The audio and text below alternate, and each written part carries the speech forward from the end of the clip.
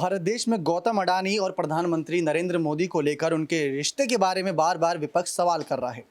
लेकिन इन्हीं सवालों के बीच अमेरिका से एक ऐसी गूंज सुनने को मिली जो सभी को हैरान कर रही है, और वो नाम है जॉर्ज सोरोस की। जी हाँ, आखिर कौन है ये शख्स जिसने पीएम मोदी को चुनौती दी है, जिसने भारत देश में लोकतंत्र की हत्या को लेकर सवालात खड़े किए हैं।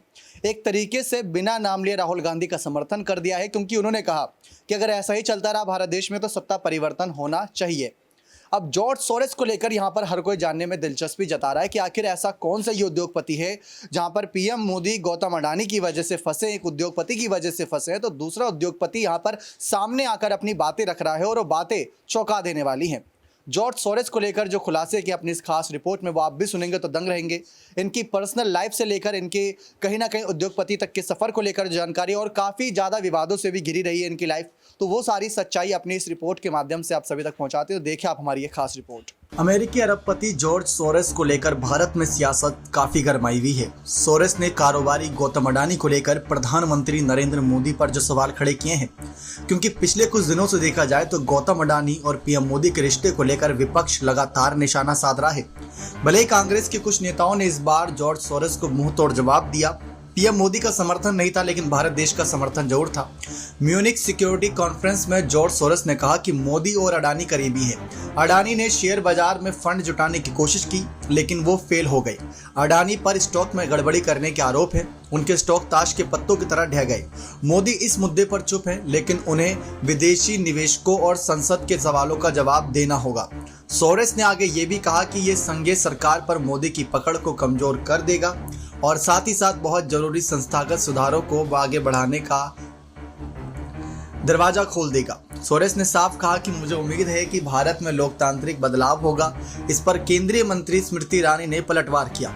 साफ कहा कि विदेशी धरती से भारत के लोकतांत्रिक ढांचे को कमजोर करने की कोशिश की जा रही है। जॉर्ज सोरोस ने भारत के लोकतंत्र में दखल देने की कोशिश की है और प्रधानमंत्री मोदी उनके निशाने पर हैं।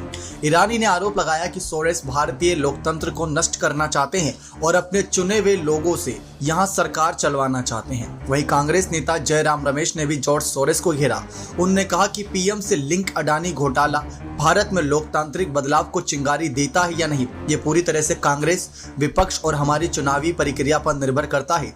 इसका जॉर्ज सोरोस से कोई लेना देना नहीं। हालांकि ये पहली बार नहीं है जब जॉर्ज सोरोस ने भारत के अंदरूनी मामले में दखल देने की कोशिश की है। जम्मू कश्मीर से धारा 370 हटाने और नागरिकता संशोधन कानून को लेकर सोरोस ने साफ कहा था कि प्रधानमंत्री कश्मीर पर प्रतिबंध लगाकर वहां के लोगों को सजा दे रहे हैं और लाखों मुसलमानों से नागरिकता छीनने की धमकी दे रहे हैं। अब जिस तरीके से भारत देश, जो आबादी के मामले में देश सबसे नंबर 1 पर है दुनिया में देखा जाए, उस देश के प्रधानमंत्री पर जॉर्ज सोरोस अगर इतनी सारी बातें कर रहे हैं बिना किसी यहाँ पर डर के, तो आखिर वे है कौन? आपको बता दें, जॉर्ज सोरोस का जन्म 1930 में हंगरी के बुडापेस्ट में हुआ था। उनकी वेबसाइट पर मौजूद जानकारी के मुताबिक दूसरे विश्व युद्ध के दौरान जब हंगरी में यहूदियों को मारा जा रहा था, तब उनके परिवार ने झूठी आईडी बनवाकर जान बचाई थी। विश्व युद्ध खत्म होने के बाद जब हंगरी में कम्युनिस्ट सरकार बनी तो 1947 में वो बुडापेस्ट छोड़कर लंदन आ गए। यहाँ उन्होंने रेलवे कुली से लेकर एक क्लब में वेटर का काम किया। इसी दौरान उन्होंने लंदन स्कूल ऑफ इकोनॉमिक्स से पढ़ाई की।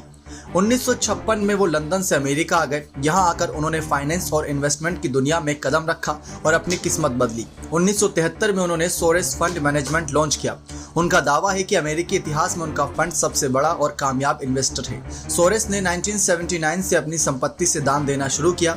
उन्होंने पहली बार रंगभेद का सामना कर रहे ब्लैक अफ्रीकी छात्रों को पढ़ाई के लिए स्कॉलरशिप दी। सोरोस खुद को जरूरतमंदों की मदद करने वाला बताते हैं। उनकी वेबसाइट पर दावा किया गया है कि सोरोस अब तक अपनी पर्सनल वेल्थ से 32 अरब डॉलर जरूरतमंदों की मदद के लिए दे चुके हैं। वो अपनी सोसाइटी फाउंडेशन चलाते हैं। आपको बता दें कि सोरोस का नाम इससे पहले भी पॉलिटिक्स से कई जुड़ चुका है, क्योंकि उन्होंने राष्ट्रपति जॉर्ज बुश के सबसे बड़े आलोचक रहे हैं। जॉर्ज सोरोस, उन्होंने 2003 में ऐलान कर दिया था कि जॉर्ज W.H. बुश को सत्ता से हटाना उनका मकसद है।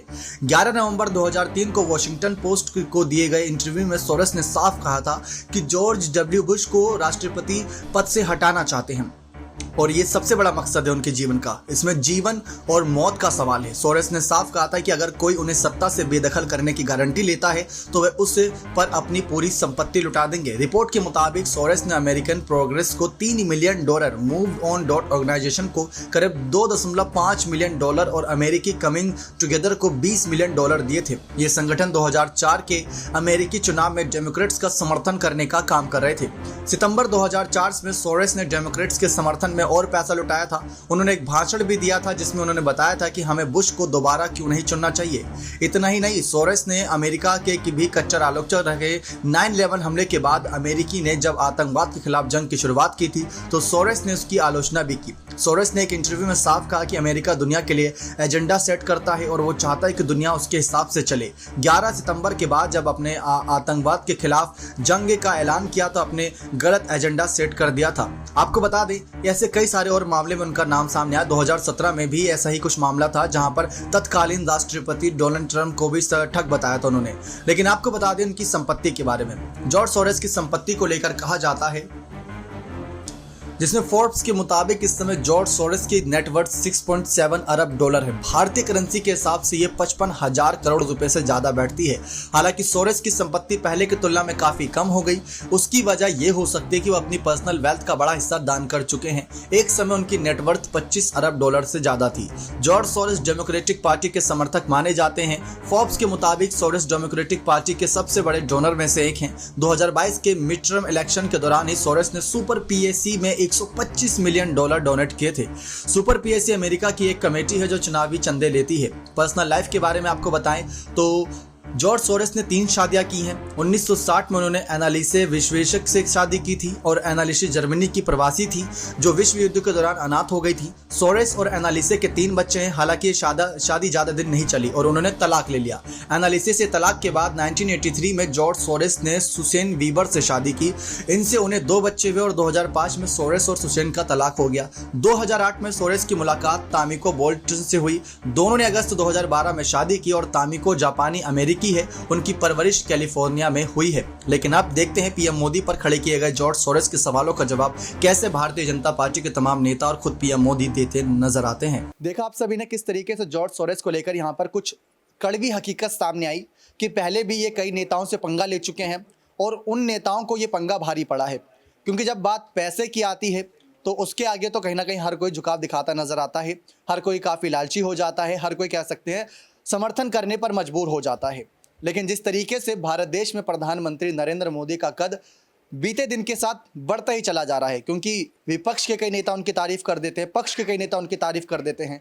लेकिन दूसरी तरफ जॉर्ज सोरेस ने जिस तरीके से प्रधानमंत्री नरेंद्र मोदी पर शिकंजा कसा, वैसे तो मामला गौतम अडानी का था और पीएम मोदी ने इस मामले पर चुप्पी साधे हुई। अमित शाह ने साफ कहा कि ऐसा छुपाने जैसा कुछ नहीं है जो हम आपको बताएं। तो वहीं दूसरी तरफ सचिन पायलट राजस्थान की सत्ता से निकलकर कर्नाटक दौरे पर गए तो प्रेस कॉन्फ्रेंस में वो कहते हैं कि अगर छुपाने जैसा कुछ नहीं है तो हकीकत आने दीजिए सबके सामने, जेपीसी की जांच होने दीजिए। अगर भ्रष्टाचार नहीं हुआ होगा, अगर कोई भी चीज़ छुपाई नहीं जा रही तो जेपीसी की जांच में साफ हो जाएगा। क्योंकि जब जांच होती है तो सच्चाई आती है बाहर, और सच्चाई अगर खिलाफ होगी तो वो आएगी और अगर समर्थन में होगी तो वो सच्चाई सामने आएगी। लेकिन अब जिस तरीके से जॉर्ज सोरेस ने यहाँ पर हमला बोला है, कांग्रेस के कई नेता, बीजेपी के कई नेता जॉर्ज सोरेस को जवाब दे रहे हैं कि भारत देश का ये आंतरिक मामला है और भारत देश इसको निपटा लेगा। अगर कोई विदेशी इस पर अपनी राय न रखे तो बेहतरीन रहेगा। क्योंकि पहले हिंडनबर्ग की रिपोर्ट के जरिए ही गौतम अडानी का शेयर मार्केट में दबदबा कम हुआ, उसके बाद अब जॉर्ज सोरेस का ये बयान तो काफ़ी ज़्यादा चर्चाओं का विषय बना हुआ है। लेकिन आपको क्या लगता है, क्या ऐसे ही बयान पीएम मोदी को लोकसभा चुनाव में बड़ी चुनौती दे पाएंगे? अपनी राय कमेंट सेक्शन में जरूर रखिएगा। बहुत बहुत धन्यवाद।